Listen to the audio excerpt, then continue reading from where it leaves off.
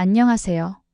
이 방송은 인생의 쓴맛과 단맛을 모두 아는 시니어분들과 함께 우리의 이야기, 우리의 마음을 함께 나누는 시간입니다. 지금부터 들려드릴 사연은 어디선가 한 번쯤 들어본 듯한 혹은 바로 내 이야기일지도 모를 그런 사연입니다. 매일 반복되는 일상 속에서 소리내 울지도 못하고 꾹 참았던 순간들, 사소해 보이지만 결코 작지 않았던 상처들, 그리고 마침내 용기를 내어 나 자신을 찾아가는 그 여정까지. 지금 이 방송을 듣고 계신 당신도 사연 속 주인공처럼 한 번쯤은 자신의 이름을 잃고 살아오지 않으셨나요? 이 방송이 지친 마음의 작은 위로가 되고 누구도 몰라줬던 당신의 진심을 대신 말해주는 그런 시간이 되었으면 좋겠습니다. 웃음 노후 사연 이야기, 사연이 좋았다면 구독과 좋아요 꼭 부탁드립니다. 그 작은 응원이 다음 사연을 이어가는데 큰 힘이 됩니다. 그럼 오늘의 사연 시작합니다. 안녕하세요. 저는 올해 66이 된 주부 박영숙이라고 합니다. 처음으로 이런 사연을 보내게 될 줄은 몰랐습니다. 그냥 제 생일 하루 동안 벌어진 일이 너무 쓰라려서요. 누구한테라도 털어놓고 싶었는데 마땅한 사람이 없더라고요. 그날은 제 생일이었습니다. 4월 5일. 사실 제 생일을 누구 한 사람 챙겨준 적은 별로 없어요. 그래도 괜히 기대를 하게 되더라고요. 올해는 누군가 미역국이라도 끓여주지 않을까 그런 기대요. 남편은 새벽부터 부스럭거리며 외출 준비를 하더군요. 어디가? 하고 물었더니 골프. 이 형이랑 예약했어. 점심까지 먹고 올게. 그 말에 제 입에서는 다녀와라는 말이 나왔지만 속은 조용히 무너졌습니다. 오늘도 잊었구나. 내 생일이라는 걸 아무도 기억하지 않는구나. 딸은 아침부터 전화 한 통 없었습니다. 손자 손녀 키우느라 정신없는 건 알지만 카톡 한 줄 보내주는 게 그리 어려운 일일까요? 아들은 결혼하고 서울에 산 지 오래됐습니다. 엄마는 강한 사람이야. 그 말 한마디 남기고 저를 점점 잊어가는 느낌이에요. 오전 내내 집안일을 하다가 제가 문득 제 밥상을 차리려는데 눈물이 핑 돌더라고요. 반찬이라고 해봐야 김치에 계란 후라이 하나. 그마저도 제가 했고요. 가만히 앉아 밥을 보다가 젓가락도 못 들겠더라고요. 그렇게 허탈하게 앉아 있는데 TV에서는 누가 생일 파티를 하며 웃고 있었어요. 괜히 속이 울렁거리고 기운도 빠져서 주방 바닥에 등을 기대고 주저앉았습니다. 제가 언제 이렇게까지 된 걸까요? 남편 퇴직하고 나서 저는 하루 종일 그 사람 밥 챙기고 빨래하고 약 챙겨주고 병원 따라다녔습니다. 고맙다는 말 대신 내가 이렇게 산다는 말만 듣고요. 퇴직 전엔 바쁘다, 피곤하다. 퇴직 후엔 무기력하다, 아프다. 그 사이 저는 아내이자 며느리이자 엄마였지만 영숙이라는 제 이름으로 불려본 적은 거의 없습니다. 그날 점심 무렵 남편은 전화 한 통 없이 저녁 때쯤에야 돌아왔습니다. 들어오자마자 한 마리 밥 했어? 였어요. 그 말을 듣고 제가 무슨 대답을 했는지 기억이 안 납니다. 그저 제 안에서 뭔가 툭 끊어지는 소리가 났던 것 같아요. 그날 밤 저는 생일상을 못 차린 대신 결심 하나를 했습니다. 이렇게 살아선 안 되겠다. 누군가의 아내로, 엄마로 조용히 사라질 수는 없겠다는 생각이 들었어요. 그렇게 저의 변화가 시작됐습니다. 다음 이야기에서는 제가 어떻게 제 삶을 바꾸기 시작했는지, 그리고 그 시작이 얼마나 작고 소박했는지를 전해드릴게요. 지금까지 제 이야기 들어주셔서 감사합니다. 그날 저녁 저는 결국 밥을 차리지 않았습니다. 남편은 입을 삐죽이며 라면을 끓여 먹더군요. 나도 오늘 하루 힘들었어 라는 제 말은 입안에서만 맴돌다가 삼켜졌습니다. 다음 날 아침 저는 거울 앞에 앉아 있었습니다. 머리는 엉켜 있고 피부는 푸석하고 눈 밑은 퀭했어요. 이게 내 얼굴이었구나. 언제 이렇게 늙은 걸까? 내가 나를 들여다본 게 도대체 몇 년 만인지 생각도 안 났습니다. 그날은 아무에게도 말하지 않고 집을 나섰습니다. 어디 갈 데도 없고 할 일도 없었지만 괜히 걷다 보니 옛날 시장 골목이 나오더라고요. 그리고 그 시장 골목 끝에 있는 허름한 국밥집. 아주 오래전에 엄마랑 갔던 곳 같았어요. 그때는 팔짱 끼고 걷던 내가 지금은 구부정하게 혼자였지만요. 주문한 따뜻한 순대국이 나왔고 김이 피어오르는데 문득 눈물이 나더라고요. 혼자 드세요? 낯익은 목소리에 고개를 돌렸는데 세상에 고등학교 동창 윤희가 서 있었습니다. 그 얼굴, 그 눈빛 너무도 반가웠어요.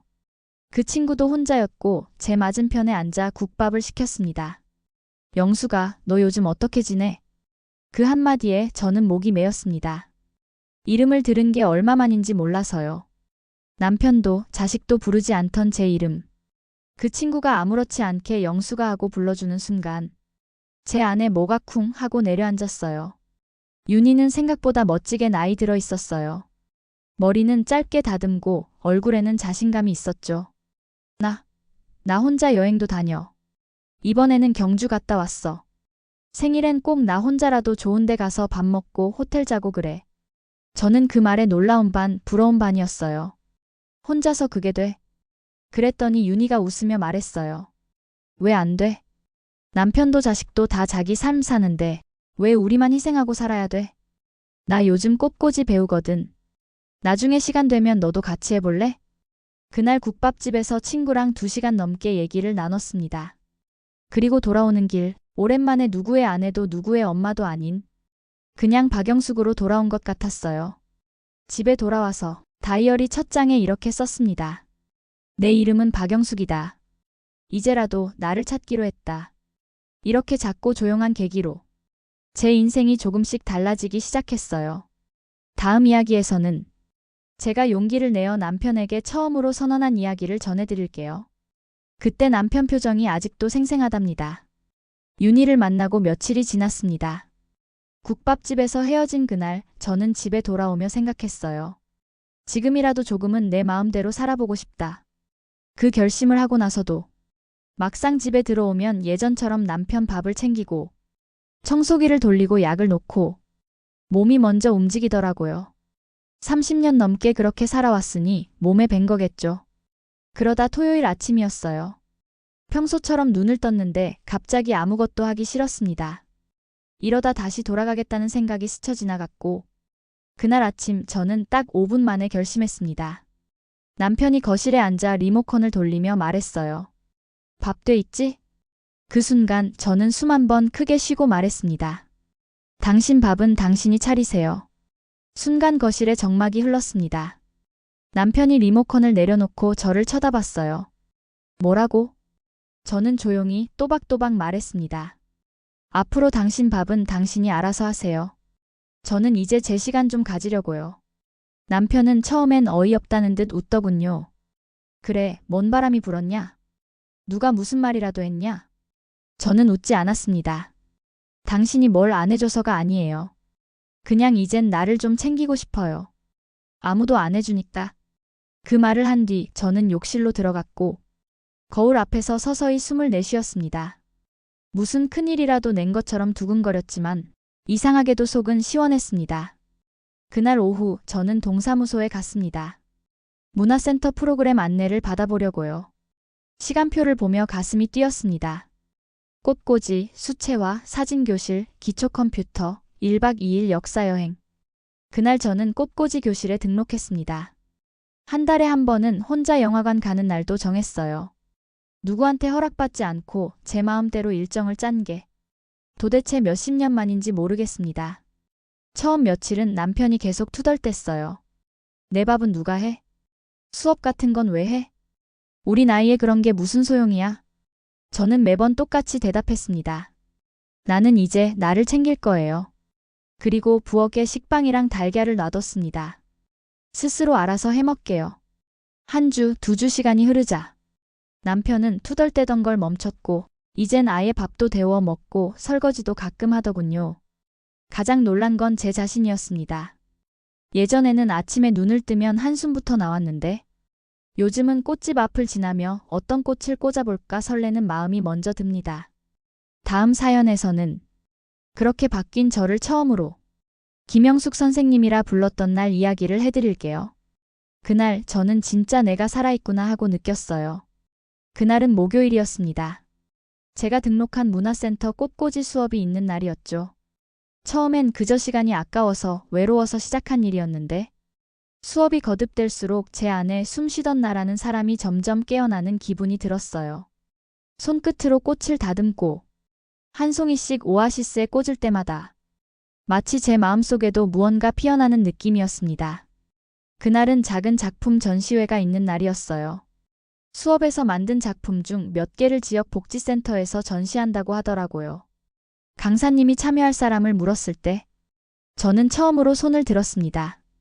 전시 당일 꽃바구니를 들고 복지센터에 도착했을 때 제가 만든 꽃 앞에 작게 붙여진 종이를 봤습니다. 작품명 봄을 닮은 당신 작가 김영숙. 그리고 그때 한 직원분이 저를 부르셨습니다. 김영숙 선생님, 이쪽으로 오세요. 사진 촬영하겠습니다. 그 순간 눈물이 핑 돌았습니다. 선생님, 김영숙. 그 누구도 내 이름을 부르지 않던 지난 수십 년 동안 그 호칭은 내게 없던 말이었습니다. 가슴이 벅차오르면서도 묘하게 두렵고 설레고 자랑스럽고 뭔가를 이뤄낸 듯한 기분이었습니다. 그날 저녁 집에 돌아와 거울을 봤습니다. 예전보다 주름이 늘었고 머리도 희끗했지만 눈빛은 달라져 있었어요. 김영숙, 수고했어. 스스로에게 그렇게 말하며 그날 처음으로 제 생일을 스스로 축하해줬습니다. 한 달이 지나서야 비로소 진짜 생일을 산 기분이었죠. 남편은 여전히 무뚝뚝합니다. 딸도 아들도 여전히 바쁩니다. 달라진 건 단 하나, 제 마음입니다. 이제는 누가 생일을 챙겨주지 않아도, 밥을 차려주지 않아도 괜찮습니다. 나는 나를 챙길 줄 아는 사람이 되었고, 내 이름을 잃지 않기로 약속했으니까요. 그리고요, 다음 생일에는 조그만 케이크 하나 사서 꽃 한 송이 옆에 두고 스스로에게 편지를 써볼까 합니다. 내 인생의 주인은 바로 나다.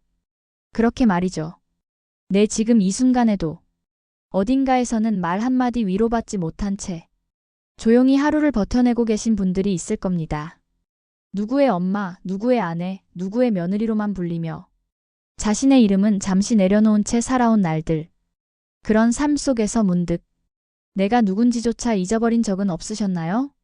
하지만 오늘의 사연처럼 우리는 누구의 소속이기 전에 하나뿐인 나 자신으로 살아갈 자격이 있습니다. 당신의 이름은 분명히 소중한 존재였고 앞으로도 그러할 겁니다. 지금 이 방송을 듣고 계신 당신, 이야기가 끝난 이 순간 잠시 눈을 감고 스스로의 이름을 한번 불러보세요. 그리고 이렇게 말해주세요. 괜찮아, 정말 수고했어. 이제라도 나를 좀 더 아껴주자.